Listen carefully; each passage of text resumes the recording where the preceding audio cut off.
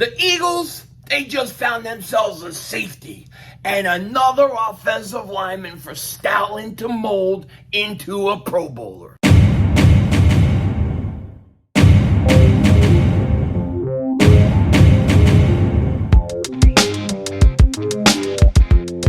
Dallas still stinks. You like the way King Dingbat here, and what a draft the Philadelphia Eagles are having. What a draft. Yesterday, it was all about the stars. Jalen Carter, Nolan Smith. But tonight, it was all about depth and filling holes that you needed to fill. And that's exactly what the Eagles did tonight with two great picks. Now, before we get into it, if you're new to the channel and you like the content, make sure you hit that like button. More importantly, make sure you subscribe to the most censored, the most throttled, pause, Eagles content creator in all of the internet. And if you've been subscribed for a while, I just want to thank you so much for the support you give to me. It truly, truly means a lot. And I couldn't do it without you guys. And I thank you so much. Thank you to everybody that was in the stream tonight. It was a lot of people. It was a lot of fun. Thank you so much for hanging out with us. We will be live for day 3 of the draft tomorrow. Look for that. It's going to be a lot of fun. Now, the Philadelphia Eagles had just one of the most epic nights yesterday in the first round. Getting Jalen Carter and then getting Nolan Smith. It was absolutely fantastic. And I think a lot of people came into it thinking maybe you're going to have as big of a splash in terms of names and things like that. But the Eagles, what they did tonight, I thought was tremendous. I thought they got tremendous value for their picks. And they got players that are going to come in, and I think one of them is going to be able to possibly play right away, maybe two. We'll see how it goes. But what the Eagles did when they went into the draft today, they had the 62nd pick and the 66th pick. What they did was they traded the 62nd pick, and the Eagles got number 65, 188, and 230. That's a 6th and a 7th round pick from the Texans for number 62. So they'll move 3 spots. The Philadelphia Eagles, they got 2 extra picks out of it. And so then the Eagles were picking 65 and 66 back to back. Now this was kind of an interesting situation because I've never seen a draft where you have a team picking 2 times in a row and they just let you do both picks really quick at the same time. I don't know why this draft just seemed to go really, really fast. I think there was maybe less trades or something, but it just seemed to go really fast. And what the Eagles did with their first pick was they took a offensive lineman from Alabama named Tyler Steen. And Tyler Steen is he's a very talented, very big offensive lineman. Dude's 6'6", 321 pounds, can play tackle, can play guard, and this was a very, very good pick. Brandon Thorne said this: Eagles fans, Tyler Steen could fill in as a swing offensive tackle or right guard with starter-level play strength and above-average movement skills. His biggest issues are technical, so getting in a room led by Jeff Stoutland is an ideal landing spot. And that, to me, is the key with the offensive lineman. Jeff Stoutland is such a difference maker for these guys. If they have any talent, any ability, he will get them to maximize it. So I have no fear when they draft an offensive lineman this early in the 3rd round. Okay, I have no issues with it at all, and I expect this kid to come in and be a good contributor at some point for the Philadelphia Eagles. Stoutland will take care of him and will do what he has to do. Stoutland gives us a big bonus. I mean, it's a big boost. You know, Alabama offensive lineman, I think we're going to be okay. You know, I definitely do. So I really like that. And then the second pick that they did back to back, and it was Trent Cole was doing the picks, was Sidney Brown. Sidney Brown, the safety. And I thought this pick was absolutely tremendous. Sidney Brown from Illinois, 5'10", 211 pounds. Now, people in my stream, and they even include me, were a little shocked. I was a little shocked that he wasn't taller. A lot of places had him listed at 6 foot, but when you go to the combine in NFL.com where they have the combine results, he was 5'10", but 211 pounds, and he's a tremendous athlete. Honest NFL said this about Sidney Brown. They said, Sidney Brown makes a lot of sense for what the side values in a safety. Great intelligence, heat-seeking missile playing, the run from the depth, and understands how to operate with leverage in coverage, which is crucial in defending between the numbers. I see why they made the pick. He graded out as the best safety in this draft. So this, to me, is an absolute day one steal. Not day one, day two steal, rather. I apologize. But I look at Sidney Brown, and I say to myself, he is going to come in, and he is going to challenge for playing time right away. He is going to have the opportunity to play. And you know what? I think by the time the season starts or we get in season, I think he's going to have a good chance to actually be a starter on this team. This was a great pick, and I can't tell you enough of what Howie Roseman was saying about his athleticism, about his leadership, about all the qualities this kid brings. Smart, leader, athletic. Why did he go in the third round? My guess is it's because he's 5'10". I think maybe, teams can harp on things like that. But Sidney Brown was an absolute great draft pick for the Philadelphia Eagles.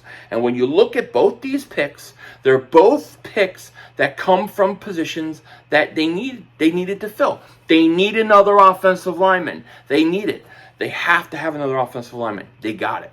They needed another safety. They needed a safety. They may need two safeties, but they definitely needed a young safety. Kevon Wallace has been a disappointment. Let's just be honest. And they needed a safety.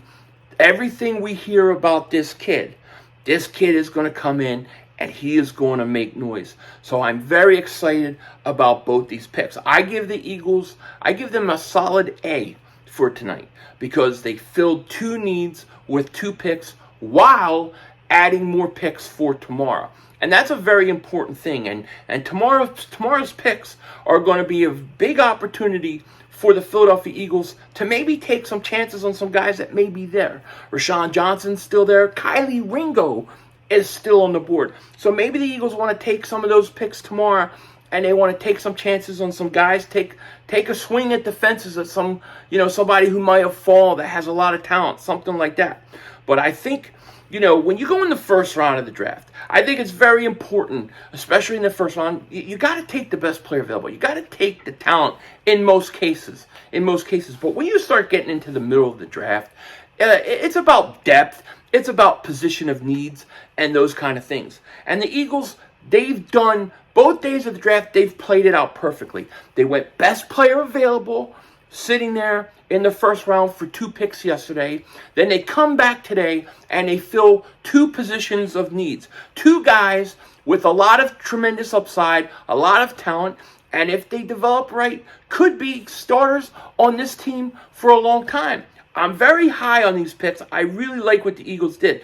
And I got to tell you, when it comes to Tyler Steen, I worry less about that because of Stoutland. Stoutland is such a big impact for the Eagles on the offensive line.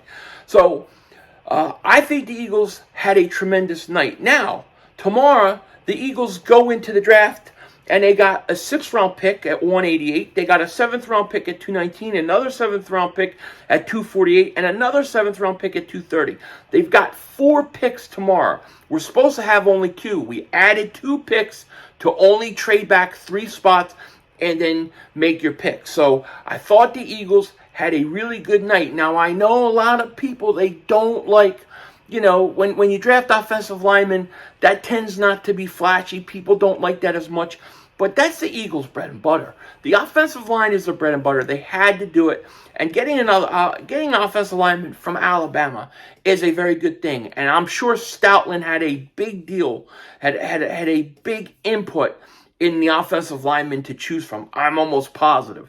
So I feel really good about this. And I feel like the Eagles are in a great position with Tyler Steen and going in, into training camp at some point, with the offensive lineman they got. And as far as Sidney Brown goes, it sounds like that the Eagle fans we're going to fall in love with this kid. That he's a Philly type kid, Philly type guy, and he's smart.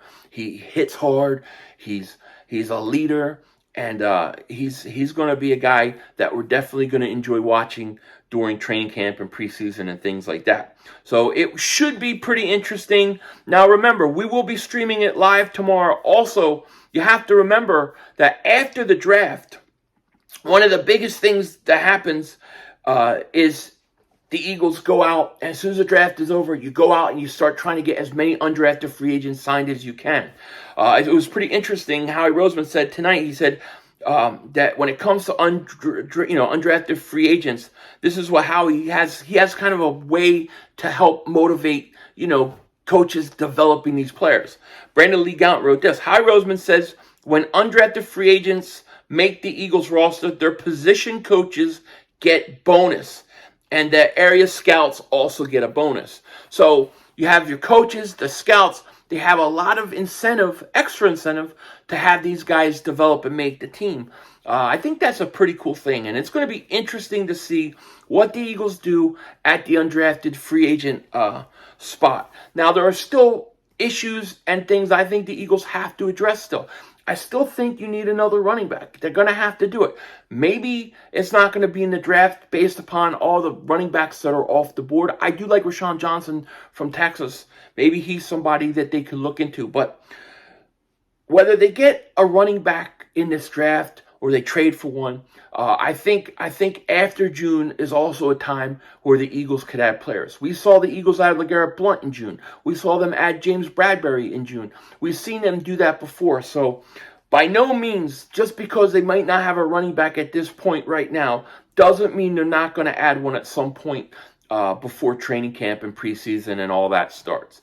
We've got plenty of time.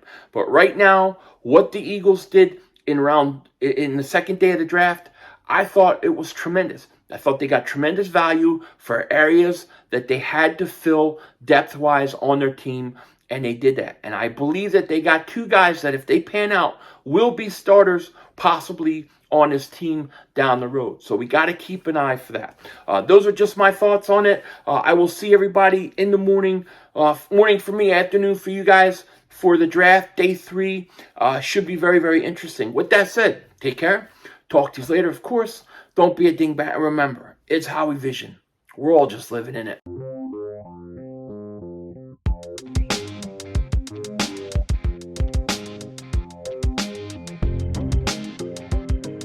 So I thought it was kind of interesting that the Eagles said that one of the reasons they wanted extra picks for tomorrow in the 6th, 7th round is because they wanted to get some of those picks and take some swings for some guys that may drop, maybe Kylie Ringo or somebody like that will have huge upside, and, they're going to take some chances tomorrow. So I think tomorrow's going to be very interesting. I expect the Eagles to take some chances, and maybe they'll throw us a curveball here or there. We're going to see. It's going to be very, very interesting. With that said, Denzel Washington out.